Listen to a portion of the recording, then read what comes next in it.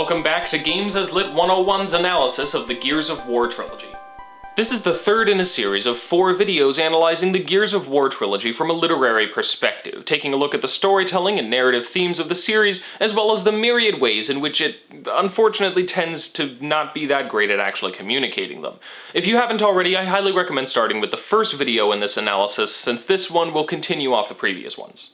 Due to the length of such an analysis, I've split it into 4 videos. One for each of the games, summarizing it and setting some of the groundwork for its narrative themes, and then one final video to be a full final analysis of the Gears of War trilogy as a whole.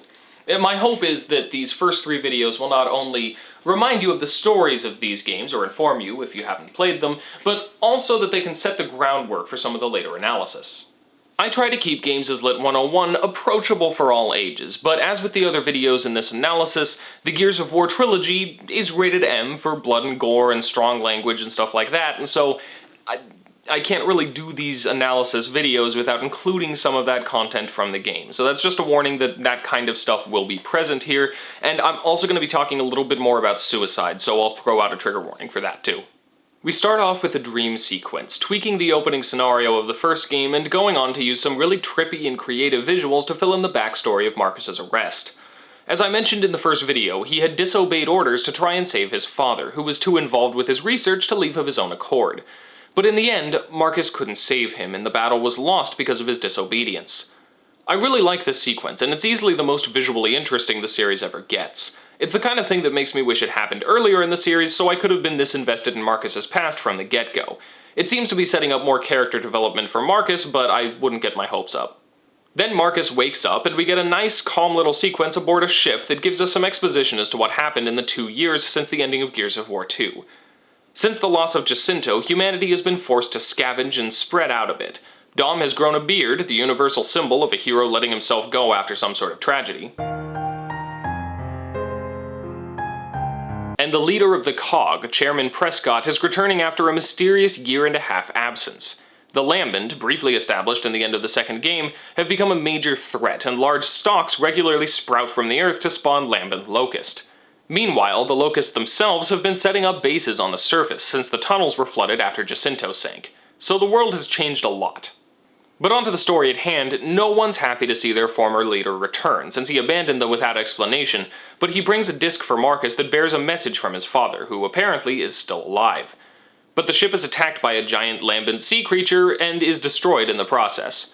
We then cut to Cole and Baird 2 hours earlier, scavenging for supplies among the stranded. They're in Cole's hometown, so we finally get a bit of development for the Cole train, as the stranded here all revere him for his previous fame as a thrashball player. There's a nice little moment where he reflects upon a cardboard cutout of himself before E-Day. Huh. You ever feel like you did, but nobody told you?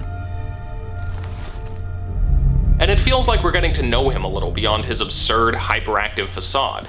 We even get a nice scene when he enters his old stadium and flashes back to how it used to be, which culminates in him running a bomb past a bunch of lambent locusts like a football.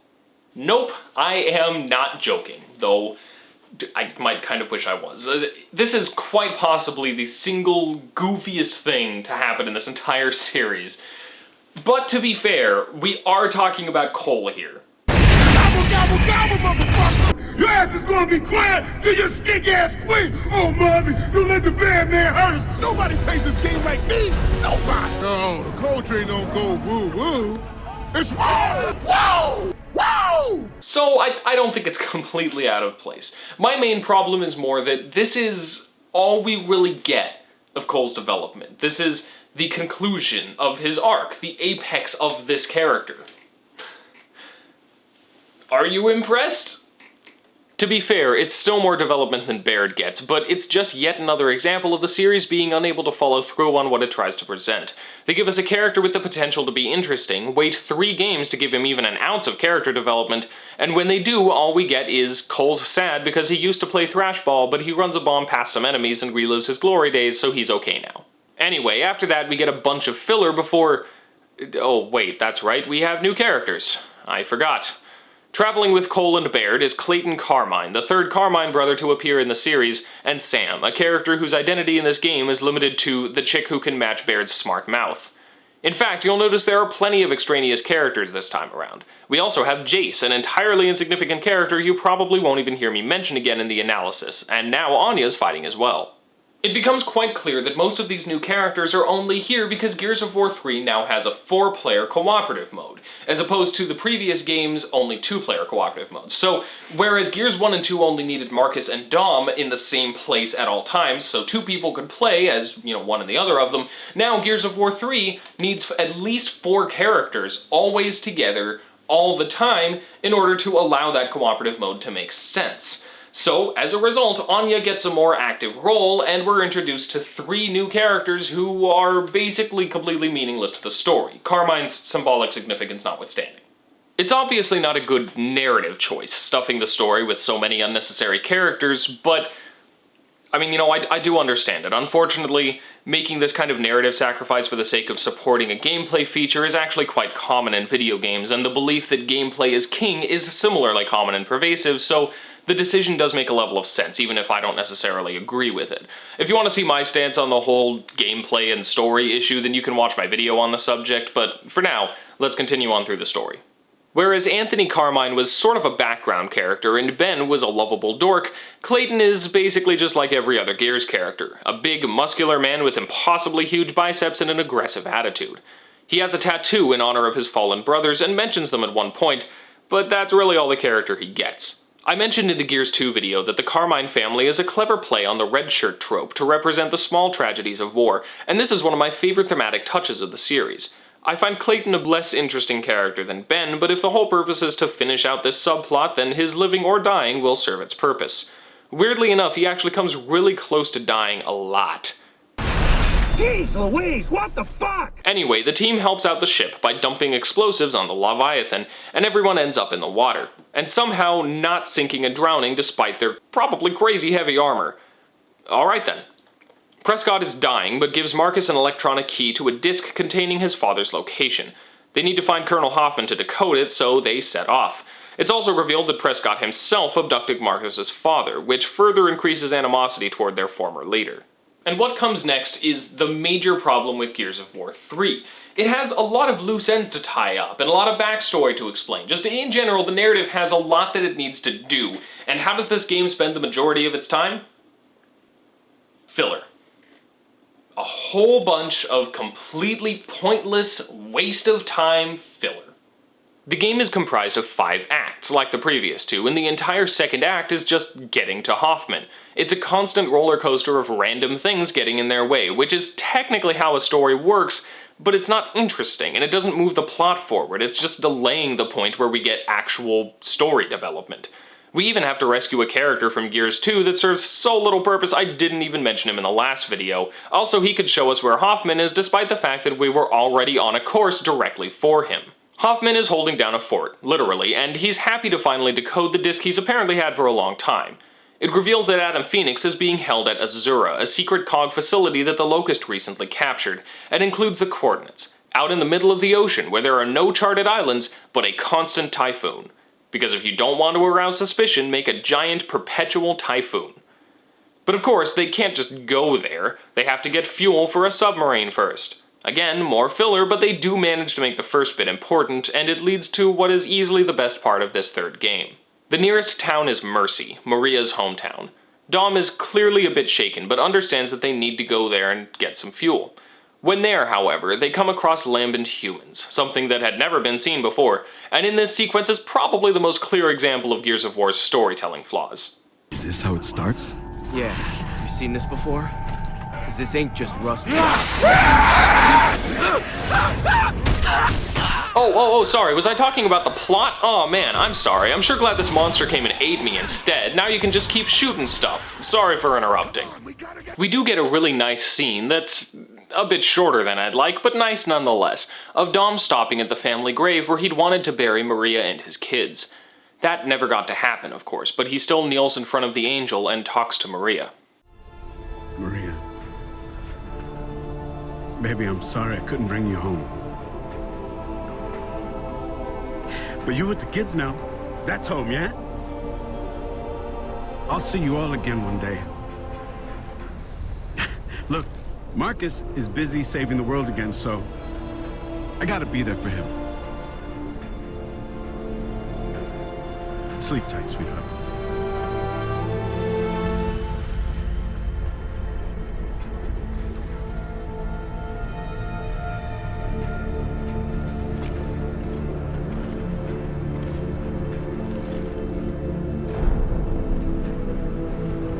But when they try to get out of there with the fuel they got, the Lambent attack in force, and things get so bad that Dom makes a drastic decision.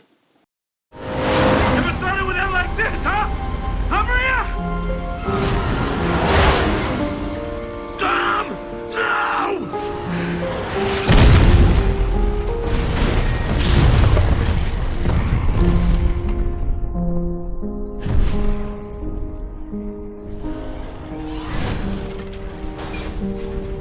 You might recognize this music as the background piano from Gary Jules' performance of Mad World, the music used in that trailer for the first Gears of War. It's a solemn and fitting piece of music for this scene and a nice nod to the original taste of the series that fans got. But more interesting to me are the circumstances surrounding Dom's decision to give his own life for everyone else.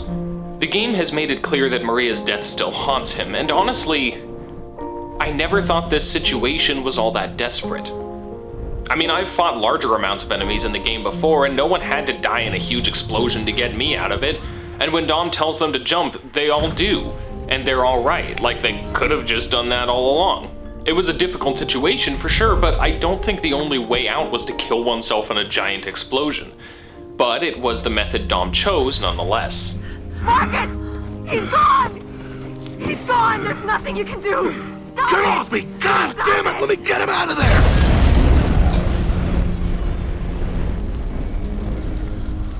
It's okay, Marcus. It's okay. Come on. We gotta go now. Your father still needs us. Now, to be fair, I'm not entirely sure if this is intentional or whether the game simply failed to sell me on the desperation of the situation. It could very well be either, but I really like the idea that this leads to, tragic though it is. All Dom has wanted throughout this story was to be reunited with his wife, and when he finally did find her, he was unfortunately forced to give up on that dream permanently. Her death may have brought him some answers and closure even, but it absolutely didn't satisfy the simple desire to be with her. Paired with the fact that I don't really think that sacrifice was entirely necessary, I think Dom's death here is just as much self-sacrifice as it is suicide. I feel like he made the decision that would both save his friends and kill him, wanting to see Maria just as much as he wanted to save them. And the scene at Maria's family grave is much more impacting in this context. Notice that he said Marcus was saving the world again, so he had to go. This shows his dedication to Marcus, but I think it also shows that he sees him as something of an obligation in kind of a weird way. He can't go see Maria yet, because Marcus still needs him here. This whole scene, with him kneeling in front of an angel as it looks down on him moments before his death, could easily be seen as a symbol of the angel of death, watching over him in his final moments. But then he puts his cog tags on it as he talks to Maria, giving that same angel an association with her. In other words, symbolically speaking, Maria is leading Dom to his death. Not literally, of course, but the idea of her and the desire to be with her driving Dom to act the way he does and reunite himself with her. This scene is well done and quite sad, but I certainly find it more impacting to look at it not just as a heroic sacrifice that we've seen in so many of these kinds of stories, and also as the final act of a sad and lonely man. So we'll get a little more into how that interpretation affects the overall themes of the series next episode when we do the full analysis of the trilogy. Unfortunately, the game throws filler at us until we finally get into the sub and make it to Azura. It takes 2 more attempts at getting fuel, one of which is particularly long and drawn out despite not actually leading to the acquisition of fuel, making it almost entirely pointless, one process to repair the sub, a sequence of getting it into the water, and an underwater turret segment before we actually get there. All in all, it's about another 1/5 of the game. Thankfully, once we get to Azura, the filler is much smaller in scale, and I can't complain too much. As the sub comes up, civilian bodies are seen floating in the water, and it turns out that Azura had been something of a safe house that many people Chairman Prescott had deemed important enough were sent to right after E-Day. There's a lot of cynicism toward authority in the game from this point on, as it's seen the extent to which the COG prioritized certain people while letting others kind of rot. It's a complex issue that the Gears of War series approaches far too simply to effectively address, which in turn makes the series' actual intent on the topic fairly hard to analyze. So we'll talk about how this theme fits into the series in the full analysis video after this. They can't radio out for backup while the Typhoon is still active, but their attempts are overheard by Adam Phoenix, who asks them to step in front of the security cameras. Pretty terrible security cameras if you need to ask someone to get in their line of sight, but whatever. It leads to a brief reunion of father and son. Dad, I'm here. We've come to get you out.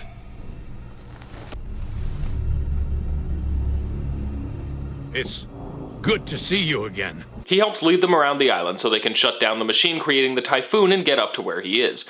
Once they find him, he gives them a bit more explanation. Emulsion isn't just some sort of liquid or fuel. It's an organism, a sort of parasite responsible for infecting living things and turning them lambent. And he's been working on a machine that will kill all lambent cells across the entire planet, thus killing the emulsion itself before it can basically kill the world. But the Locust all have a level of lambency in their biology, so he's been working with Queen Mira for 20 years to try and alter it so it won't harm the Locust. But now there's no time. So they work their way to the machine so Adam can set it off, while Marcus and friends hold off the Locust Queen, and he activates it, killing all Locust and Lambent across the entire planet of Sera, including himself.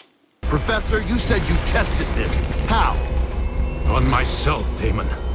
I had to see how the emulsion developed over its life cycle. So I injected myself with it to accelerate. I'm glad I was able to see you again, Marcus. Now go and live for me.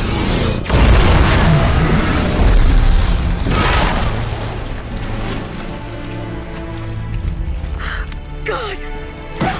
Mira drags herself over to taunt Marcus, confirming with her continued life that she is indeed human, and quickly regrets this decision.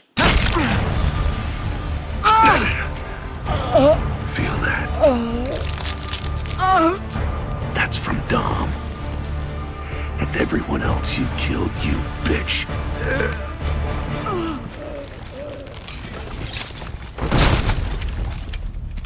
So the world is saved, no questions are answered, and Marcus has lost yet another loved one.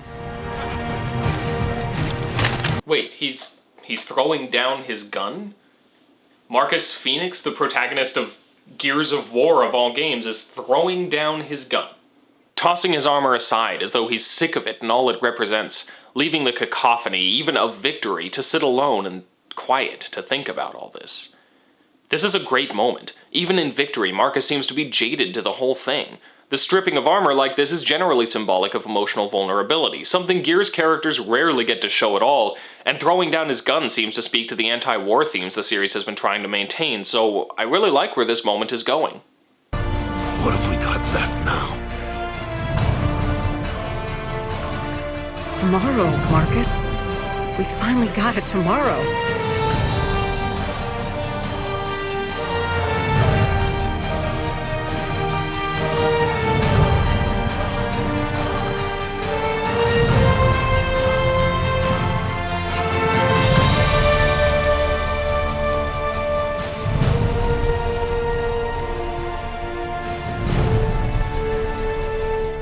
Typical. We get a great setup for a great ending with our severely underdeveloped protagonist, and instead, we of course end on a cliche line that does absolutely nothing to capitalize on the fact that Marcus might, for once, be just a little bit vulnerable, emotionally. Just... You know what, though? In a way, I can't think of a more fitting way for the Gears of War trilogy to end. Gears of War 3 is one of those stories that tries to have big meaning, big story, big conflict, and ends up a big mess as a result. To be fair, the material it has to work with is spotty at best, but a bit of expanding on the established themes of the series would have done fine to provide a satisfying and thematically conclusive finale.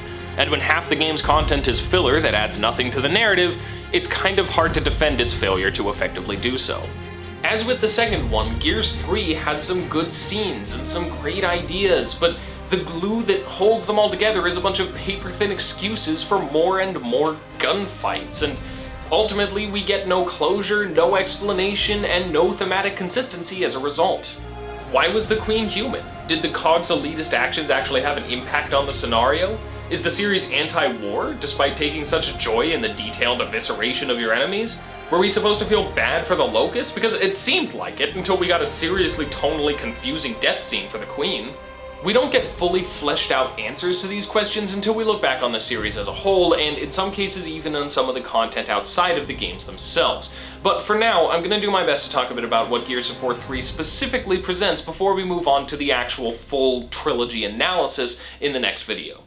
Gears of War 3 gives the humans and the Locust a common enemy in the Lambent, and seems to be implying that we would be far better off uniting and fighting against them than killing each other, especially with the introduction of Adam Phoenix and his sympathies for the Locust.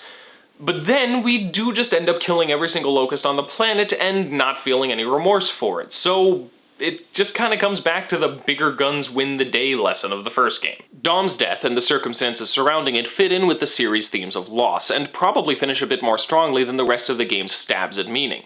We've seen despair and heroism both in this series, selfishness and selflessness, and Dom shows us both in a single action, closing out his character arc to both the detriment and benefit of everyone around him.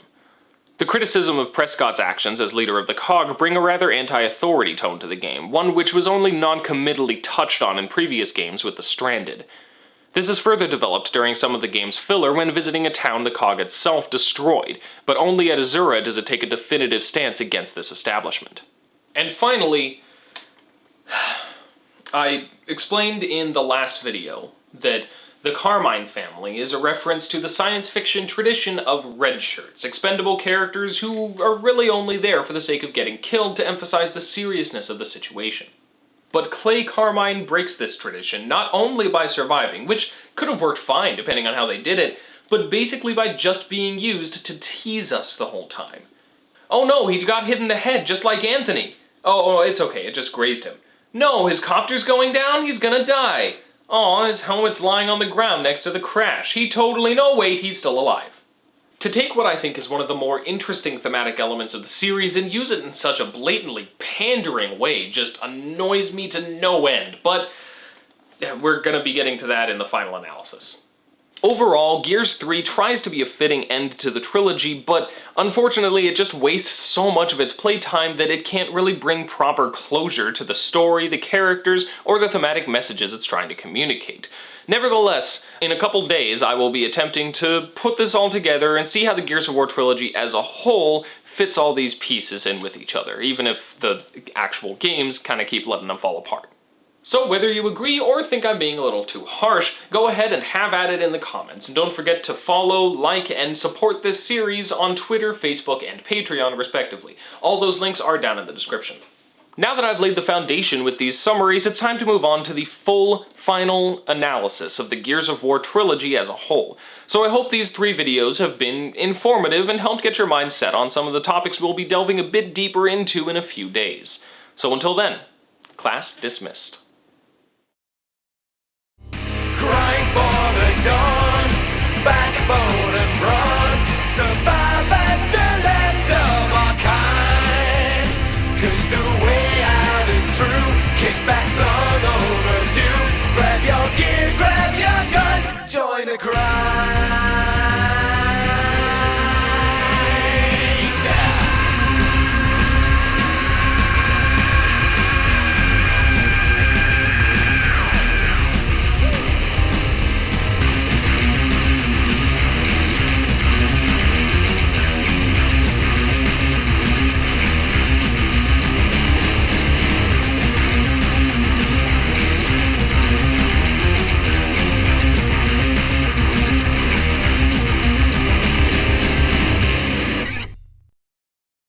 Now, to be fair, I'm not entirely sure whether this was intentional or... It was intentional. Shut up, Phoenix. Poor Phoenix. I just got an email entitled Gears of War. From whom? Xbox. That's really weird. We're helping! Alright, well, how meta.